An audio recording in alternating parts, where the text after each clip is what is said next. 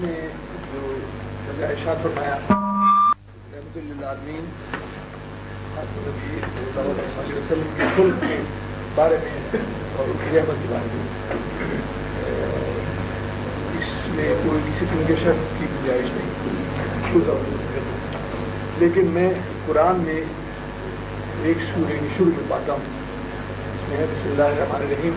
عبس وتولی ان جاءہ الاعمی، اس کی تفسیر میں اکثر و بیشتر مفسرین اسلام جو واقعات لکھے ہیں وہ خلق پر، میں سمجھ گیا ہوں بات آپ براہ کرم اس کی بہت اچھا، بہت ہی جزاکم اللہ، بہت ہی پیارا سوال کیا ہے آپ نے، یعنی اس لیے مجھے خوشی ہوئی ہے کہ آپ نے باریک نظر سے مطالعہ کیا ہے، ورنہ یوں ہی ذہن میں آ ہی نہیں سکتا یہ سوال جب تک انسان گہری نظر سے قرآن کریم کا مطالعہ نہ کرے اور یہ دیکھے نا کہ ہر بات مطمئن کرتی ہے، یہ سوال نہیں اٹھ سکتا۔ ان کا مطلب یہ ہے، ایک صورت ہے قرآن کریم میں عبس وتولی ان جاءہ الاعمی وما یدریک لعلہ یزکی اور یذکر فتنفعہ الذکری، حضرت محمد مصطفیٰ صلی اللہ علیہ وآلہ وسلم کے متعلق بیان کیا جاتا ہے، اور اس صورت کا عنوان یہ کہہ رہا ہے عبس وتولی، آپ نے تیوری چڑھائی اور منہ پھیر لیا، ان جاءہ الاعمی اس لیے کہ آپ کے پاس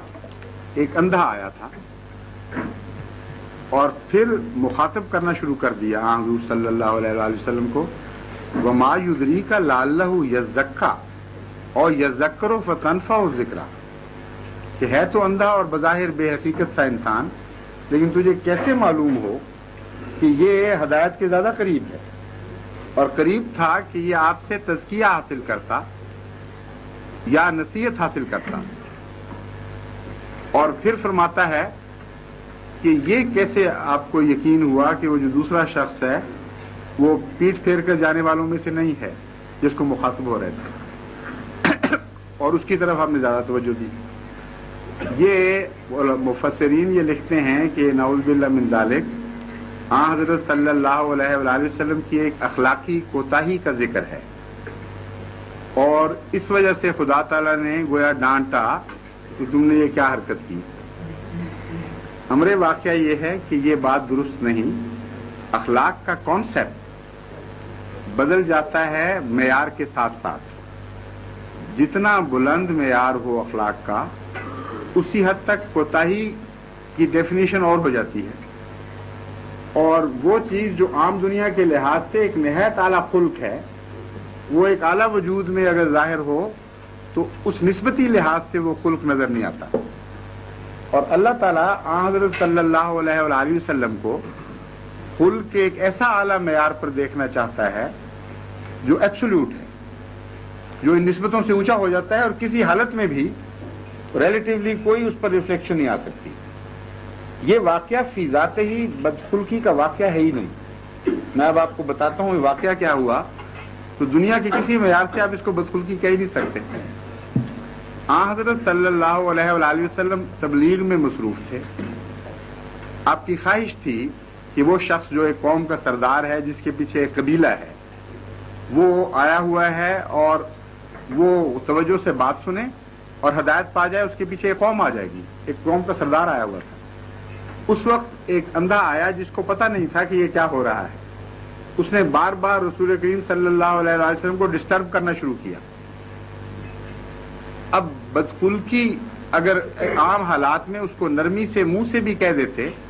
کہ نہ کرو تو اس کی دل شکنی تو ہوتی شاید یا نہ ہوتی، لیکن اگر احتیاط سے بات کی جاتی تو اس کو بدخلقی نہیں کہہ سکتے۔ لیکن حضور صلی اللہ علیہ وسلم نے ایک لفظ زبان سے نہیں نکالا اور چہرے سے